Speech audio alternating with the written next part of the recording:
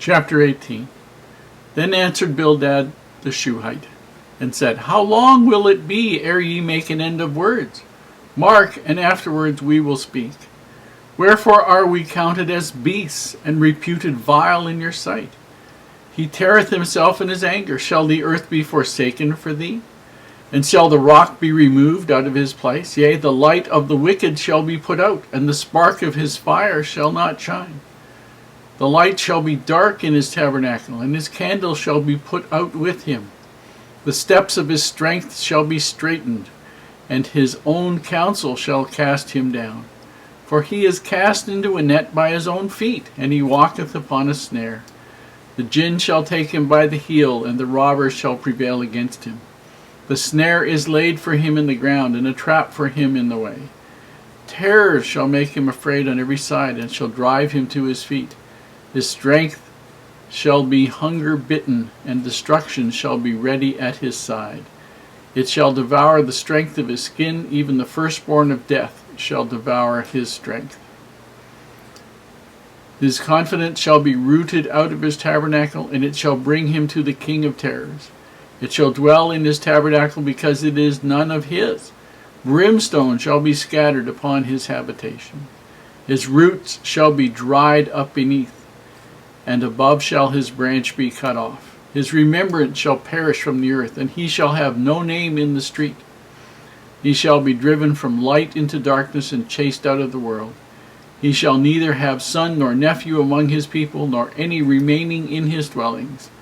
They that come after him shall be astonied at his day, as they that went before him were affrighted.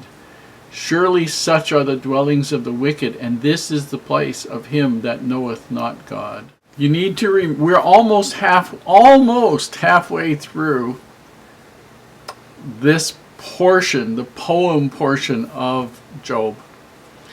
When we finish chapter 21, we'll be halfway through. But here you see that as they write these things, this is a literary device, not a literal description of what happens, okay?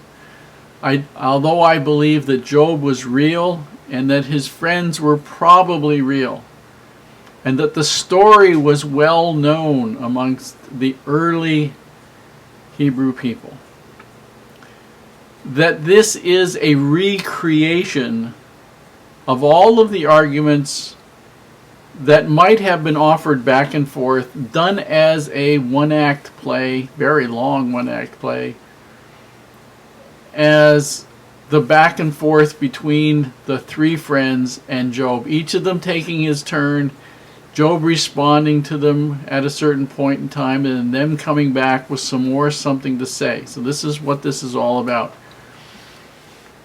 Now, Bildad the Shuhite, how long will it be ere you make an end of words?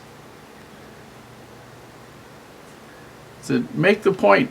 Get yours over with. Mark, and afterwards we will speak. So what he wants is he wants Job to tell them when he's going to stop talking, so they don't have to go back and forth. That the three of them can just tell him the way things are, and he's not going to argue with them coming back. He says in verse 3, Wherefore are we counted as beasts, and reputed vile in your sight? Job has told them that all of the stuff they have said has been hurtful to him. They are supposed to be his friends. Friends understand and know other friends. If his friends really understood him, they would know he was righteous, not just putting on a show. If somebody thinks you're putting on a show and you're not putting on a show, then that person really doesn't know you very well. And that's the problem. And Bildad here basically brings up a bunch of examples. The robbers shall prevail against him. Basically, robbers should prevail against Job.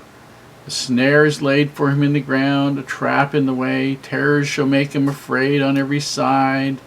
His strength shall be hunger bitten. In other words, he isn't going to be strong. His muscles are going to waste away. Destruction shall be ready at his side. Destruction shall devour the strength of his skin. And it says, even the firstborn of death. That would be the child of death. That would be the weakest portion of death. The firstborn would have been not the main character, but would have been a secondary character. His confidence shall be rooted out of his tabernacle, shall bring him to the king of terrors. In other words, he isn't going to be confident. He's going to be afraid of everything. He's going to be terrified of everything. His roots shall be dried up beneath. I was going to have nothing to secure him to the ground, nothing to give him nourishment, nothing to give him food, just like the roots of a tree, or when they're gone, that tree dies. And above his branch shall be cut off. You know, somebody's going to come along and cut him down. Driven from light to darkness, they that come after him shall be astonished at his day. In other words, they will marvel at all the things he must have done in order to deserve such a terrible bunch of things happening to him. And then they say it in the last verse, this fellow says, surely such are the dwellings of the wicked, and this is the place of him that knoweth not God. I'm imagining, of course, we've got to remember, we do have the advantage of knowing that Job is righteous. These guys don't have that, but it isn't because they couldn't have had that. If they were going to come and comfort him, one of the very first things they should have done, individually and as a group, was to pray that they might know how to comfort him. And one of the things that would have happened is, once, if they had received the inspiration to which they would have been entitled if they had really been his friends, would have been, they would have known that he was righteous, and they would have been able to support him positively instead of condemning him unrighteously.